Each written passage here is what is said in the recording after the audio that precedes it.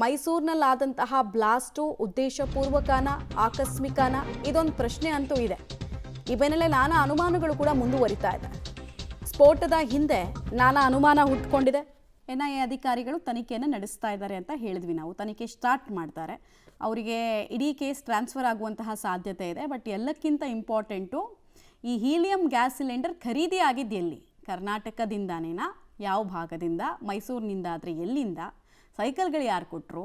ಆಮೇಲೆ ಆ ಲಾಡ್ಜ್ದು ನಾವು ಒಂದು ರಿಯಾಲಿಟಿ ಚೆಕ್ಕನ್ನು ಕೂಡ ಮಾಡಿದ್ವಿ. ಲಾಡ್ಜ್ ಮುಂಭಾಗ ನಿಮಗೆ 4-5 ಸೈಕಲ್ಗಳು ಕಾಣಿಸ್ತವೆ. ಸೊ ಇವ್ರದ್ದೊಂದು ಗ್ಯಾಂಗ್ ಇತ್ತು. ಎಲ್ಲರೂ ಕೂಡ ಒಂದೇ ವೃತ್ತಿಯಲ್ಲಿದ್ದರು. ಆಮೇಲೆ ಈ ಥರದ್ದು ವೃತ್ತಿ ಮಾಡಿಕೊಂಡು ಲಾಡ್ಜಲ್ಲಿ ಒಂದು 15 ದಿವಸದಿಂದ ವಾಸ ಮಾಡ್ತಾಯಿದ್ರು ಅಂದರೆ ಸ್ವಲ್ಪ ಎಲ್ಲೋ ಮಿಸ್ ಹೊಡಿತಾ ಇದೆ, ಮಿಸ್ ಮ್ಯಾಚ್ ಅನ್ನಿಸ್ತಾ ಇದೆ. ಇದೇನಕ್ಕೆ ಅಂದರೆ ಮತ್ತೆ ಈ ಥರದ ಇನ್ಸಿಡೆಂಟ್ಗಳು ರಿಪೀಟ್ ಆಗಬಾರ್ದು. ನ್ಯೂ ಇಯರ್ ಹೊಸ್ತಿಲಲ್ಲಿದೆ. ಇರುವಾಗಿ ಗಾಯಗೊಂಡಿದ್ದಾರೆ. ಅವರ ಅತ್ತೆಗೆ ನಮ್ಮ ಜೊತೆಲಿದ್ದಾರೆ. ಮೇಡಮ್, ಲಕ್ಷ್ಮಿಯ ಪರಿಸ್ಥಿತಿ ಹೇಗಿದೆ? ಸರ್, ನಾವು ನೋಡಿಲ್ಲ ಸರ್. ಇವರೆಲ್ಲ ನೋಡ್ಕೊ ಬಂದಿದ್ದಾರೆ. ಅವರು ನಾವು ಹೋಗಬೇಕು, ಅವರು ಕಮಿಷನರ್ ಬರ್ತಿದ್ದಾರೆ, ಆಮೇಲೆ ಬಿಡ್ತೀವಿ ಅಂದರು. ನಿಮಗೆಲ್ಲ ಯಾವಾಗ ಗೊತ್ತಾಯಿತು ವಿಚಾರ? ನಮಗೆ 8:15 ಗೊತ್ತಾಯಿತು. ಅಂದರೆ ಅವ್ರೇನು ಮೈಸೂರು ನೋಡೋಕೆ ಬಂದಿದ್ದ? ಮೈಸೂರು ನೋಡೋಕೆ ಬಂದಿದ್ದು. ಅವರು ಸೀರೆ ಕುಚ್ಚು ಕಟ್ತಾರೆ ಸರ್. ಅವರು ಸೀರೆ ಕುಚ್ಚು ಕಟ್ತಾರೆ. ಅವರು ಹೊಟ್ಟೆಪಾಡು ಮಾಡಬೇಕು, ಬರೋಕ್ಕೆ ಎಲ್ಲೂ ಆಗಲ್ಲ ಅಂತ ರಜಾ ಇದೆಯಲ್ಲ 2 ದಿವಸ ಅಂತ ಬಂದಿದ್ದಾರೆ. ಅಂದರೆ ಮಕ್ಕಳ ಜೊತೆ ಬಂದಿದ್ದ? ಒಬ್ಬಳೆ ಮಗಳು. ಒಬ್ಬಳೆ ಮಗಳು. ಆ ಹುಡುಗ ಒಂದು, ಅವ್ರ ನಾದಿನಿ 4 ಜನ ಬಂದಿದ್ರು. 4 ಜನ ಬಂದಿದ್ರು. ಈಗ ಹೆಂಗಿದೆ ಪರಿಸ್ಥಿತಿ? ತಲೆಗೆ ಏಟಾಗಿದೆ. ಯಾರಿಗೆ? ಮಗುಗೆ. ಅವ್ರಿಗೆ ಏನಾಗಿದೆ ಅನ್ನೋದು ಗೊತ್ತಾಗಿದೆ? ಯಾರಿಗೆ? ಲಕ್ಷ್ಮಿ ಅವ್ರಿಗೆ ಅದೇ ಎಲ್ಲ ಏಟಾಗಿದೆ ಅಂತ. ಏನೋ ಕಳ್ಳೇನೋ ಈಚೆ ಬಂದ್ಬಿಟ್ಟಿತ್ತಂತೆ. ಅದು ಜ್ಞಾನನೇ ಇಲ್ಲ ಸರ್. ನಿನ್ನೆ ವಾಪಸ್ ಬರಬೇಕಾಗಿತ್ತ? ಇಲ್ಲ, ಅವರು ಭಾನುವಾರ ಹೋಗೋಣ, ಸೋಮವಾರದಿಂದ ಸ್ಕೂಲಲ್ಲ, ಭಾನುವಾರ ಹೋಗೋಣ, ಈ ಸೀರೆ ಕುಚ್ಚು ಕಟ್ಟೋದಿಲ್ಲ, ಎಲ್ಲ ಕಮ್ಮಿ ಆಗಿದೆ, ಹೋಗೋಣ ಬಿಡು ಭಾನುವಾರ ಮಧ್ಯಾಹ್ನ ಹೋಗೋಣ ಅಂತ ಸುಮ್ಮನಾಗಿದ್ದಾರೆ.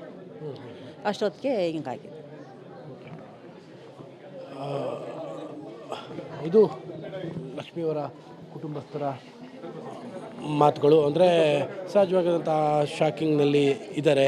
ಎಲ್ಲರೂ ಕೂಡ ಜೀವನ ಮರಣದ ಹೋರಾಟಗಳನ್ನು ನಡೆಸ್ತಾ ಇರುವಂಥ ಹಿನ್ನೆಲೆಯಲ್ಲಿ ಪ್ರತಿಯೊಬ್ಬರು ಕೂಡ ನೋವಲ್ಲಿರುವಂಥದ್ದನ್ನು ನಾವು ಕಾಣ್ಬೋದು. ಕ್ಯಾಮ್ರಾ ಪರ್ಸನ್ ಕಾರ್ತಿಕ್ ಜೊತೆ KP Nagaraj, public TV, Mysuru. ಗಾಯಾಳು ಲಕ್ಷ್ಮಿಯವರ ಅತ್ತೆ ಈಗಷ್ಟೇ ಮಾತಾಡ್ತಾ ಇದ್ದದನ್ನು ಗಮನಿಸ್ತಾ ಇದ್ರಿ. ಅವರಿಗೆ ಅನ್ಕಾನ್ಷಿಯಸ್ ಆಗಿದೆ, ಕಣ್ಣಿಗೆ ವಿಪರೀತವಾಗಿ ಪೆಟ್ಟಾಗಿದೆ ಅನ್ನೋದನ್ನ ತಿಳಿಸಿದ್ರು. ಮಗುಗೂ ಕೂಡ ಏಟಾಗಿರೋದ್ರ ಬಗ್ಗೆ ಮಾಹಿತಿಯನ್ನು ಹಂಚಿಕೊಂಡಿದ್ದಾರೆ. ನಿರಂತರವಾಗಿ ತೀವ್ರ ನಿಗಾ ಘಟಕದಲ್ಲಿ ಇಟ್ಟು ಆಕೆಗೆ ಚಿಕಿತ್ಸೆಯನ್ನು ಮುಂದುವರಿಸಲಾಗ್ತದೆ. ಬಟ್ ಏನೂ ಗ್ಯಾರಂಟಿಯನ್ನು ಕೊಡಲಾಗ್ತಾ ಇಲ್ಲ.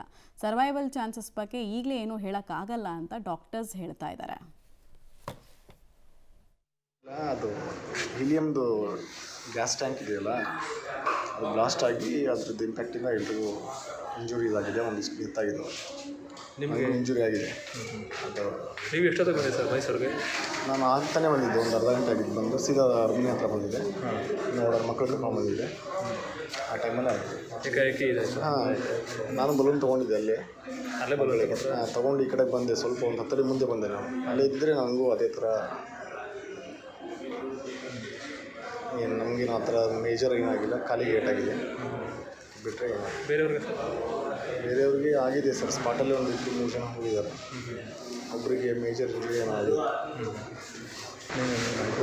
ಏನಿಲ್ಲ ಸರ್, ಅದೇ ಅದರಿಂದನೇ ಆಗಿದೆ ಮೇಜರ್ಲಿ. ಅದು ಗ್ಯಾಸ್ ಇದಾಗಿದೆ, ಬ್ಲಾಸ್ಟ್ ಆಗಿದೆ ಟ್ಯಾಂಕ್. ಇದೆ ಫಸ್ಟ್ ಬಂದಿದ್ದು. ಹಿಂದೆಲ್ಲ ಬಂದಿದ್ದೀವಿ, ಇವತ್ತು ಬಂದಿದ್ವಿ ನಾವು.